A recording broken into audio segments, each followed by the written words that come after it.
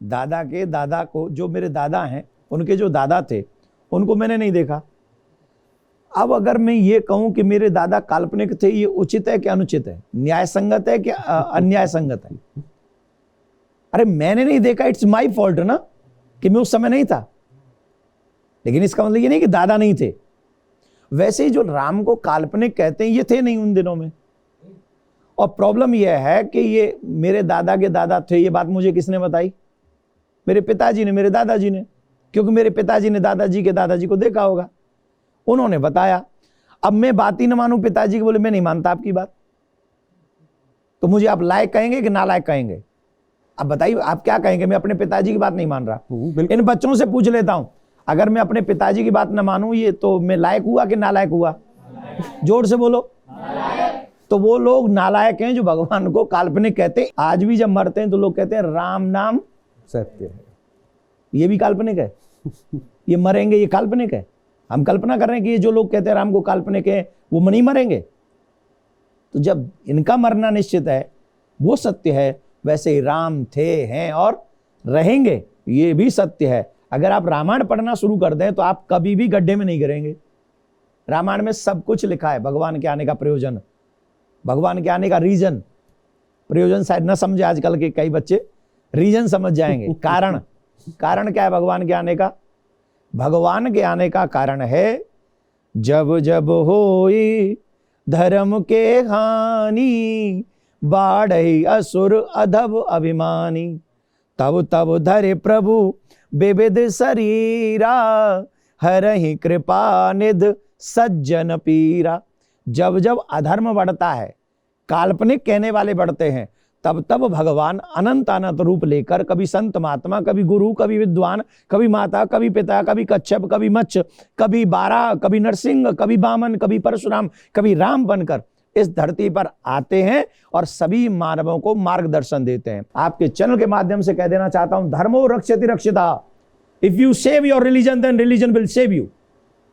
अगर आप अपने धर्म को इग्नोर करेंगे तो यही धर्म तुम्हें रसातल में घुसा देगा। तो ये जो आपने भी धर्म युद्ध कहा, ये धर्म युद्ध तो अभी आगे भी चलना है ना, क्योंकि अभी तो अयोध्या में संघर्ष के बाद फिर मथुरा की बात है, क्योंकि आप मथुरा को लेकर लगातार कह भी रहे हैं कि वहां की बारी है। तो आगे क्या? नहीं, मैं ऐसा मानता हूं कि ये धर्म युद्ध की बात नहीं है। हमारे साथ पहले अधर्म हो चुका है। उस अधर्म को, उन अधर्मी चिन्हों को मिटाने के लिए हमें अपने सनातनियों को जगाने का काम करना पड़ेगा। क्योंकि राम मंदिर बन गया, कैसे साल लगे? 500 साल। और अगर हम 5 साल 10 साल चुप रहे तो 5000 साल तक कृष्ण मंदिर नहीं बनेगा। मैं लिख के दे सकता हूं, मैं भविष्यवक्ता नहीं हूं, लेकिन जो कंडीशन अभी कंट्री की हैं, अगर 5 से 10 साल और चुप रहे तो 5000 साल तक कृष्ण मंदिर नहीं बनेगा मथुरा में। तो जो करना है वो हमें अभी करना है, क्योंकि हमारे साथ अधर्म हुआ। हम किसी के साथ अधर्म नहीं करना चाहते, हम किसी के साथ धोखा नहीं करना चाहते, हम किसी को दुख नहीं पहुंचाना चाहते। ये हमारा कल्चर है। सर्वे भवन्तु सुखिनः, सर्वे सन्तु निरामया, सुखी बसे संसार सब, दुखिया रहे न कोई। यह कोई मतलब इजरायली भी दुखी ना हो, गाजा पट्टी वाले भी दुखी ना हो, यूक्रेन वाले भी दुखी ना हो, रसिया वाले भी दुखी ना हो। इट्स माई कल्चर, ये मेरा धर्म है, मेरे संस्कार हैं। लेकिन कोई मुझे ही मार डाले, कोई मेरे ही भगवान का अपमान करे, कोई मेरे मंदिर, मथुरा में मंदिर आके तोड़े और वहां से केशव देव जी की मूर्ति को ले जाए और जामा मस्जिद की सीढ़ियों में इसलिए गाड़ दे कि हम इन जिनकी ये पूजा करते हैं हम उनके ऊपर पैर रख के जाएंगे, और फिर भी हम हिंदू और सनातनी हम सो रहे। कब जगोगे भाई? कितना टाइम है?